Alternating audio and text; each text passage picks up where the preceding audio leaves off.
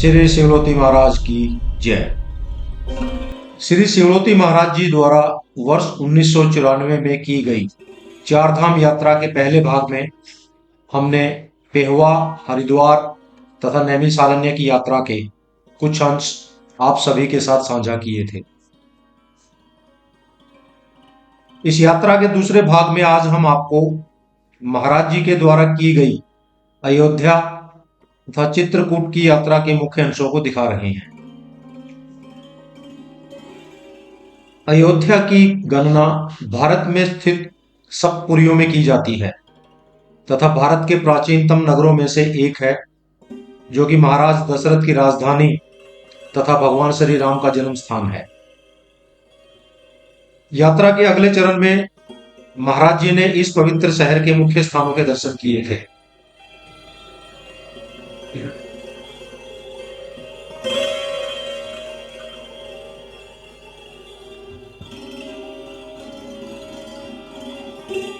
यहां पर स्थित कनक भवन अयोध्या के बेहतरीन और प्रसिद्ध मंदिरों में से एक है। ऐसी मान्यता है कि महारानी कैकेयी ने इस भवन को भगवान श्री राम जी से विवाह के पश्चात देवी सीता को उपहार में दिया था तथा वनवास के उपरांत देवी सीता और भगवान श्री राम जी ने इसी भवन में निवास किया था।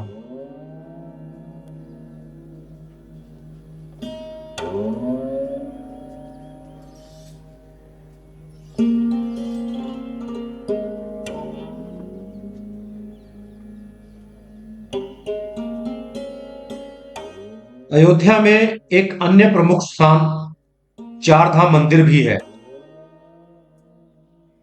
इस मंदिर के भीतर भारत के चारों धाम के अलग अलग मंदिर बनाए गए हैं। जो लोग चार धाम की यात्रा नहीं कर सकते, वो यहां पर बने चारों धाम के मंदिरों के दर्शन करते हैं। मंदिर के भीतर बने श्री द्वारिकाधीश, श्री जगन्नाथ तथा श्री बद्रीनाथ जी के मंदिर।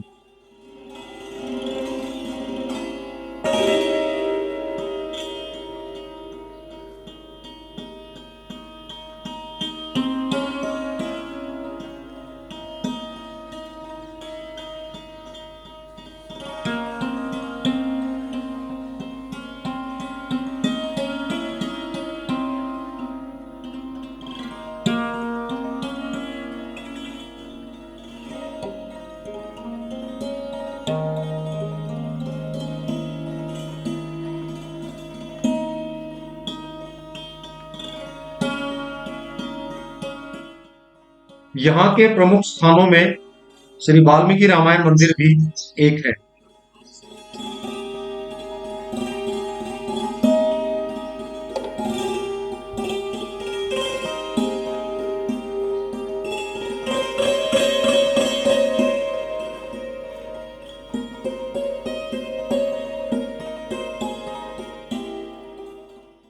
श्री राम जन्मभूमि के बाद अयोध्या में यदि कोई मुख्य स्थल है तो वह हनुमान मंदिर है, जो कि हनुमानगढ़ी के नाम से प्रसिद्ध है। यह मंदिर राजद्वार के सामने ऊंचे टीले पर स्थित है। टीले पर स्थित होने के कारण मंदिर तक पहुंचने के लिए लगभग 76 सीढ़ियां चढ़नी पड़ती हैं। इसके बाद पवन पुत्र हनुमान की 6 इंच की प्रतिमा के दर्शन होते हैं, जो हमेशा फूल मालाओं से सुशोभित रहती है। मान्यता है कि यहाँ पर हनुमान जी सदैव निवास करते हैं, इसलिए अयोध्या आकर भगवान राम के दर्शन से पहले भक्त हनुमान जी के दर्शन करते हैं।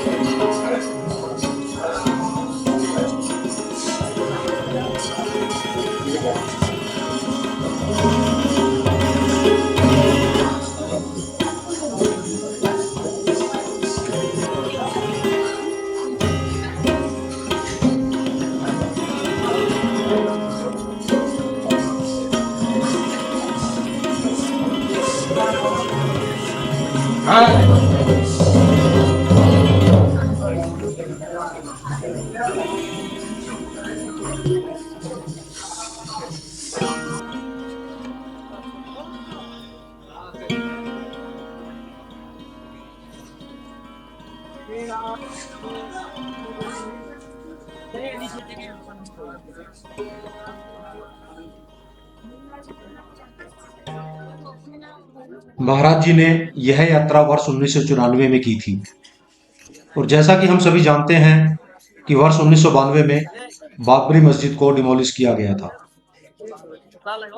डिमोलिशन के बाद सख्त कानूनी व्यवस्था के चलते इस स्थान के आसपास दर्शनों के लिए आने वाले श्रद्धालुओं को कैमरा इत्यादि ले जाने की इजाजत नहीं थी, जिसकी वजह से उस समय के राम मंदिर की फोटो या वीडियो नहीं बनाया जा सका था।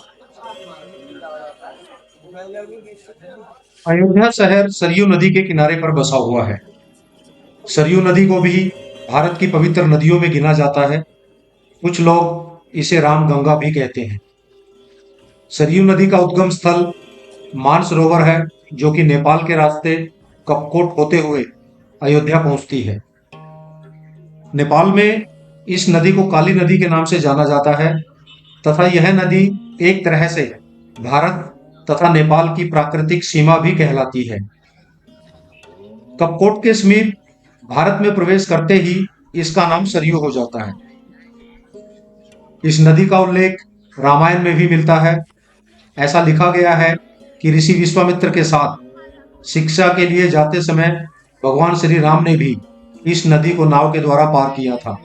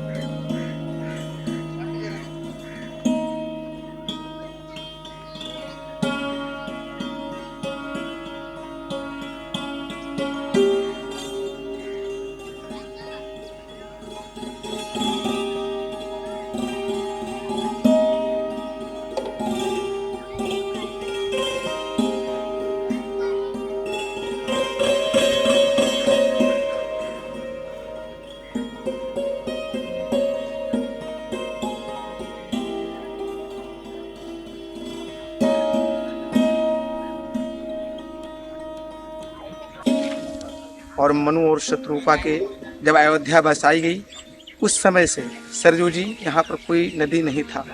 गुरु वशिष्ठ महामुनि श्री सरजू जी के धारा को वशिष्ठ राम के गुरु उन्होंने इस नदी को लाई। ये मानसरोवर से आई। इनका नाम रामगंगा वशिष्ठी नेत्रजा है। अवधपुरी ममपुरी सुहावन, उत्तर दिश सरजू वह पावन। जा मज्जय शोभन प्रयासा, मम समीप नर पावहि वासा। इसके आगे राम के पहले और अयोध्या जब से मतलब की सरजू की आज विद्यमान और पुराने परंपरा से चली आ रही है। एक कुंवारी है, तो गंगा को भागीरथी लाए, सरजू नदी को वशिष्ठ महामुनि राम के और भगवान रघुकुल के जितने खानदान उनके गुरु ने इनको लाए अयोध्या सरजू नदी मुख्य। और कोई बात नहीं, जाने देते कुछ हमारे को बड़ा तेरे मालूम चल बस आगे न जाओ। शाम के नाम से 5 हो गई और आऊंगा हैं। चल पड़ा था रुक जा तो जा। स्वामी जी हम नहला दें आपको। हो गया मेरे प्रभु, हो गया आपकी दर्शन को मैं देव ने ससुरी तीन हो गई प्रयाग का पूरा करा छोड़ फिर से हो हमने ला डाल दो आप से महाराज जी ने भी सरयू नदी के पवित्र जल में स्नान किया था।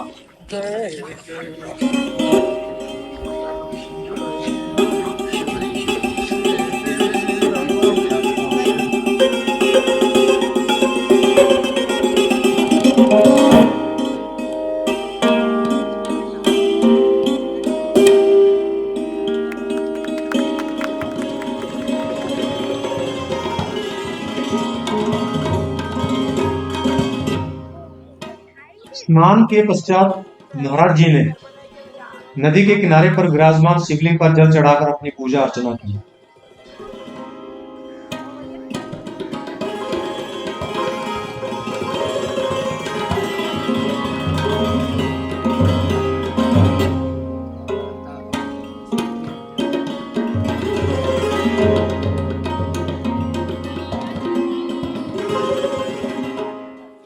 सरयू नदी पर बने घाटों का मनोरम दृश्य।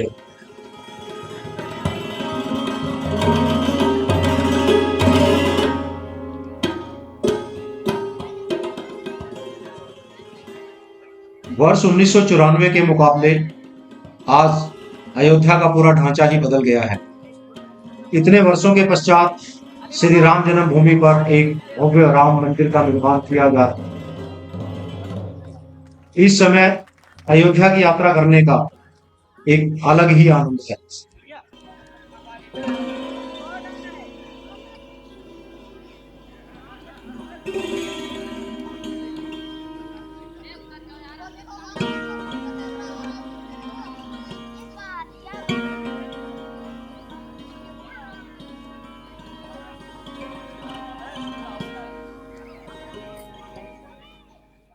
अपनी यात्रा के दौरान भी महाराज जी अपने पूजा पाठ के नियमों का पालन करते थे तथा पूजा का समय होते ही महाराज जी एक उचित स्थान देखकर वहीं पर माला फेरने के लिए बैठ जाते।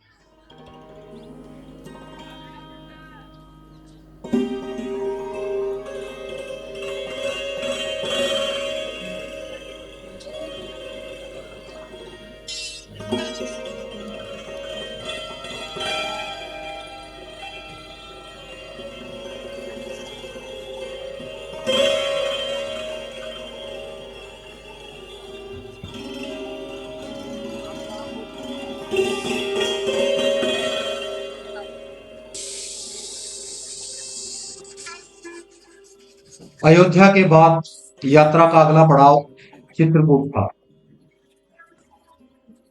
यात्रा के दौरान रास्ते में एक पक्षी के कार से टकराने की वजह से गाड़ी का अगला शीशा टूट गया था, जिसकी मरम्मत के लिए कुछ समय के लिए रुकना पड़ा था।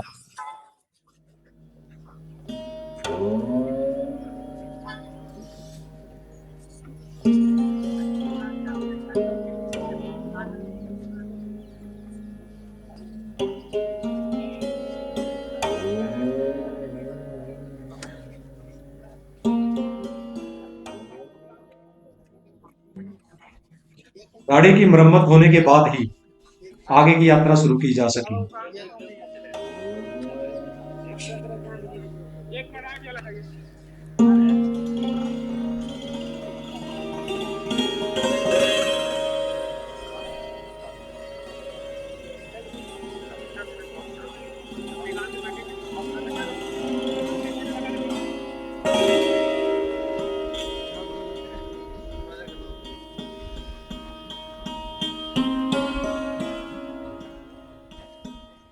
वर्ष 1994 के समय चित्रकूट का मार्ग बहुत ही दुर्गम था तथा वहां तक पहुंचने के लिए इसी कच्चे रास्ते तथा नदी पर बने लकड़ी के इस पुल से होकर गुजरना पड़ता था।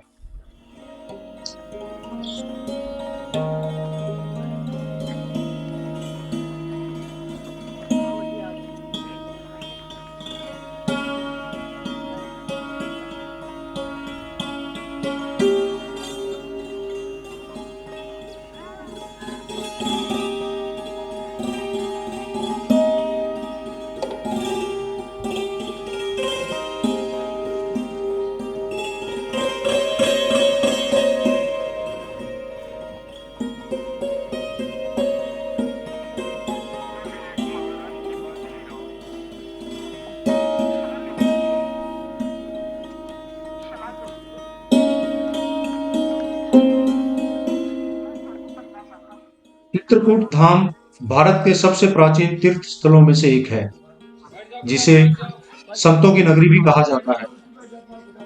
आज लोग इसे तुलसीदास के शहर के रूप में जानते हैं। श्री रामचरितमानस के रचयिता तुलसीदास जी चित्रकूट के ही रहने वाले थे। किसी मंदिर में झाड़ू वाड़ू सुबह शाम ही लगाती रहती।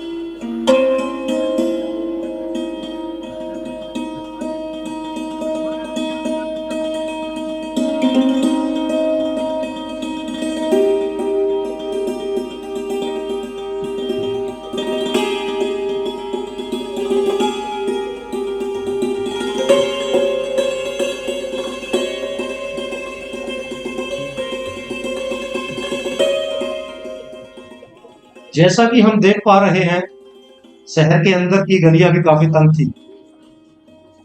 आज की स्थिति के बारे में कुछ कहा नहीं जा सकता।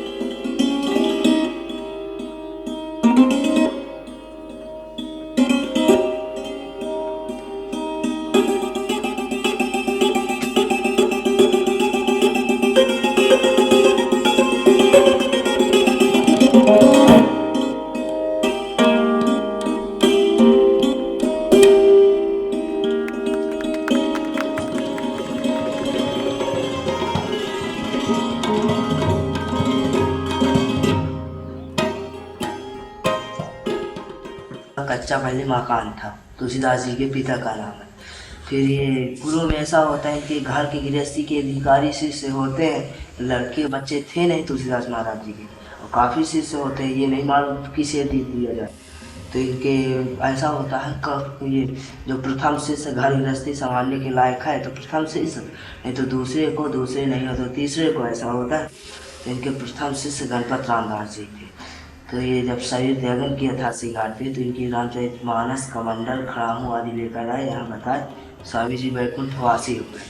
तो यहाँ तक 3-3 रोज घर में मोहल्ला में चूल्हा नहीं जला। स्वामी जी को बड़ा दुख हुआ, उनकी आत्मा तो अमर है। तो उन्होंने स्वप्न दिया, ये मृत्यु लोक है, जिसने जन्म लिया उसे मरने की अवश्य पड़ा है। आपके संतोष के लिए मेरी प्रतिमा शिव जी पाषाण रूप में कालिंद्री में पड़ी। कालिंद्री नाम जमुना जी का है। कालिंद्री में पड़ी है, खोज ले, मेरी सेवा करे, मैं उसी तरह आपकी रक्षा करूँ। इनके देशानुसार इधर उधर मूर्ति खोजी गई, लेकिन मूर्ति का कोई पता न चला। फिर उसी तरह आगे सब गोता लगाना शुरू किया। दोबारा फिर स्वप्न हुआ, मेरे देशानुसार चलें, किधर से पूरब की तरफ चलें, जहाँ का पानी उछाल मारता हुआ नजर आए, उसके दायरे में खोजे, मेरी मूर्त अदर शिव जी की मूर्त अवश्य मिलेगी।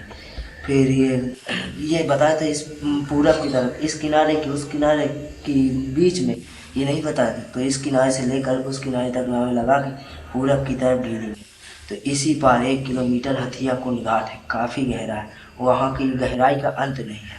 तो ये जब वहाँ का पानी उछाल मारता हुआ नजर आए, जो समस्या ही कूदने की, तो गुरु का आदेश है उनका पालन करना हो। तो जो अधिक लगाने वाले गोताखोर मल्लाह थे तो उन्हें कुदाया गया। तो जहाँ मूर्तियाँ पड़ी थी वहाँ का पानी सिलने बराबर था। तो पहले शंकर जी की पिंडी मिली, फिर कुछ मिट्टी कुछ बालू में गड़ी गई तुलसीदास महाराज जी की। तो ये प्रसव कक्ष होने के नाते शिष्य परिवार उसी तरह इसकी मरम्मत कराते चले रहे थे। तो इनके प्रसव कक्ष में कर दिया गया, शंकर जी के लिए कच्ची झोपड़ी बना दी। फिर एक बाबू निरोती लाल आगरा डिस्ट्रिक्ट जारखी करके कोई गाँव है, देहात है। श्रद्धालु भक्तगण चित्रकूट में स्थित उनके घर के दर्शन भी एक तीर्थ स्थान के रूप में ही करते हैं। महाराज जी भी तुलसीदास जी के घर में दर्शनों के लिए गए थे। श्री तुलसी मानस मंदिर, यहाँ पर श्री रामचरितमानस की हस्तलिखित मूल प्रति को आज भी सहेज कर रखा गया है, जिसके दर्शनों के लिए दूर दूर से यात्री आते हैं। महाराज जी ने भी इस पवित्र ग्रंथ के दर्शन किए थे। हमारे तो घर में दर्शन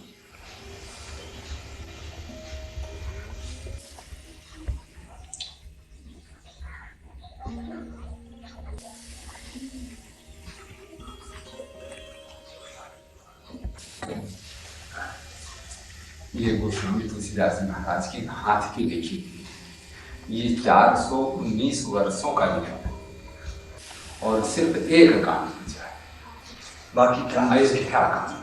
नहीं, बाकी काम ऐसा था कि पहले, आज से ये 150-200 वर्ष पहले की बात है कि एक ब्राह्मण था प्रतापगढ़ का, तो यहाँ पर पूजा करता था। जैसे पहले जमींदार होते थे, उसी तरह से हमारे पूर्वज लोग माफीदार थे, अकबर की दी हुई माफी के अधिकारी। तो अपना एक ब्राह्मण रखते थे, वो पूजा करता था। तो और जो कुछ रामायण जी में चढ़ता था अपना ले लेते थे, तो उसको महीने में कुछ दे देते। तो राजा महाराजाओं का युद्ध था, लोग आते थे, काफी चटोतरा महात्मा देख करके लोभ आ गया उसके हृदय कि मैं ले जाऊंगा राजा महाराजाओं के हाथ, मुझे बहुत कुछ मिलेगा। तो वो सातों कांड रामायण जी को यहाँ से चुराने लगी और इधर हमारे पूर्वजों को पता चला तो उसका पीछा किया। काला कांकड़ के घाट में नाव में चढ़ करके वो उस पार अपने घर की ओर जा रहा और चेले लोग जो है ये किनारे पर पहुंच गए। तो मल्लाह को आवाज दिया कि नाव इधर लाओ, इस नाव पर। तो चूंकि आवाज को पहचान गया कि ये लोग आ गए, मैं पकड़ा जाऊंगा, तो मारे डर के इसने सातों कांड रामायण जी को इकट्ठा कर गंगा और खुद कूद करके निकल गया ना। वापस आए, लोगों ने बताया, तो फिर ये लोग महाराजा काला कांकड़ के पास गए। संयोग से काशी नरेश ईश्वरी नारायण सिंह, तो दोनों मिल करके महाजाल गंजवा के निकले। तो मिला तो सब पूरा इकट्ठा था, लेकिन पानी में पड़े रहने से ऊपर नीचे के 6 कांड सब गल गए। ये बीच का अंश अयोध्या कांड मात्र बाकी बचा। तो इसके चारों तरफ से महाराजा काशी नरेश ईश्वरी नारायण सिंह जी ने नए कागज की कोट लगवा दी है। तब से उसी तरह से एक कांड को सुरक्षित रखा है। पहले तो ये कथा वाला जो मगध में मकान हमारा, पहले रामायण जी वहीं रहती थी, वहीं पर दर्शन होते थे। ये तिजोरी जो है डॉक्टर संपूर्णानंद जी जब शिक्षा मंत्री थे तो शिक्षा विभाग की ओर से उन्होंने सुरक्षित रखने के लिए प्रदान किया।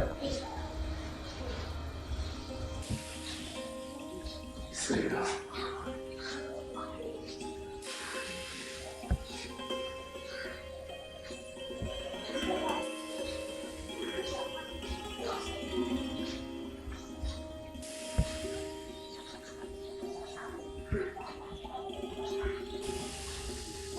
अच्छा, खोलते इसको दर्शनार्थी खोलते हो क्या आप? ऐसे तो पूजा सी करते हो? पूजा बाहर से होती, सब उसी तरह से। ये पूजा आरती दोनों वक्त होती है और मतलब यही कि इसी तरह होता है। और जब लोग बाहर से आ जाते हैं तब मतलब को दर्शन करते हैं। दिन में 3-4 बार 5 बार दर्शन हो जाते हैं। जब दूर के लोग आते हैं दर्शन जरूर कराया जाता है। जो आगे यहाँ बैठ गए इसके निमित्त आते हैं बाहर से, वो दर्शन जरूर।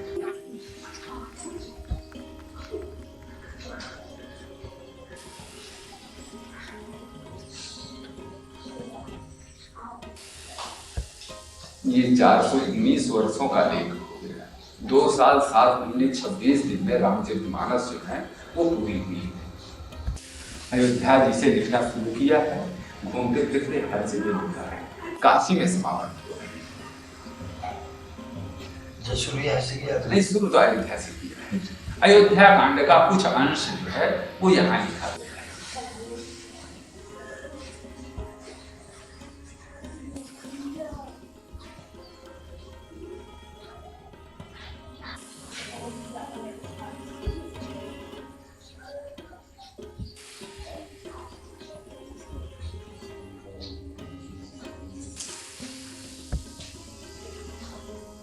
अभी तो लोग नाम है दारू लेते हैं।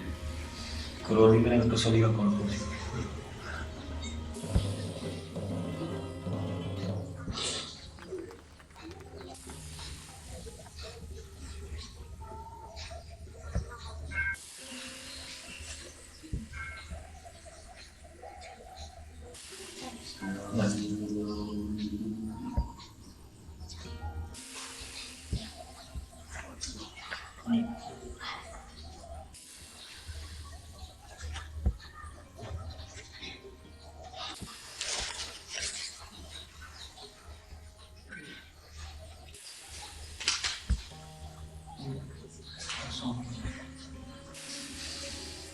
कहाँ से लिखना शुरू है, कहाँ से इसका कोई ठिकाना नहीं, बराबर गति के से लिखते चले गए। जहाँ से आधी चौपाई है वहाँ एक विराम है, और जहाँ से चौपाई पूरी होती है वहाँ से डबल विराम लगा के उसका समापन किया।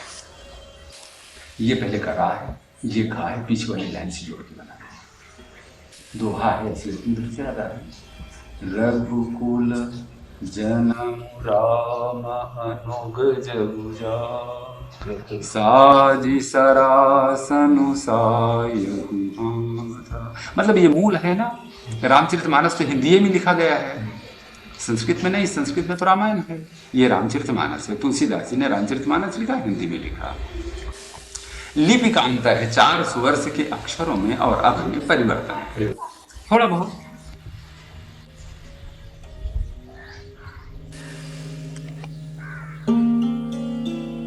गणपत राम जी का मकान, रामायण जी जो हैं वो मतलब यहाँ पर आज से 28 वर्ष पूर्व रहती थी, और यहीं पर जितने भी लोग आते थे, बिंदु जी, डॉक्टर राष्ट्रपति राजेंद्र प्रसाद जी और छोटे बड़े जो भी आए संत महात्मा, सभी लोगों को यहाँ पर दर्शन होते थे। फिर बांगड़ जी आए तो उन्होंने इतना इसी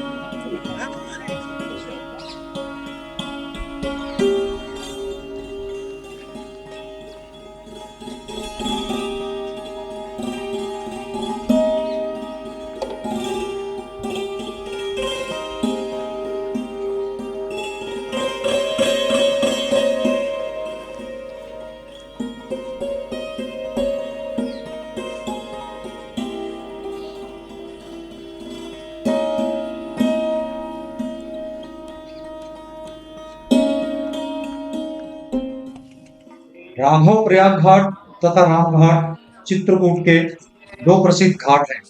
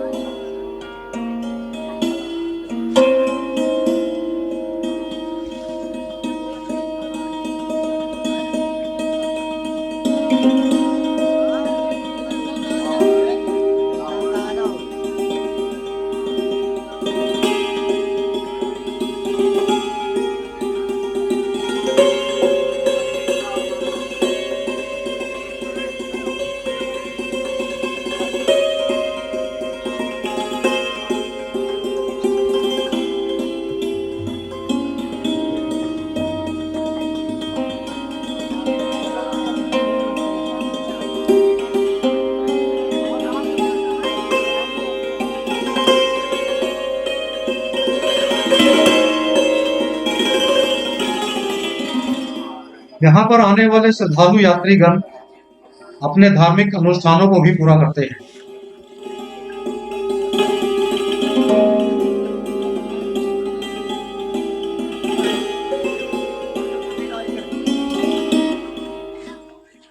चित्रकूट में दर्शनों के साथ इस यात्रा को यहीं विराम देते हैं। यात्रा के अगले भाग में हम आपको प्रयागराज तथा काशी के दर्शन करवाएंगे। श्री श्री शिवलोती महाराज सबका कल्याण करें। इसी मंगल कामना के साथ जय भोलेनाथ, हर हर महादेव।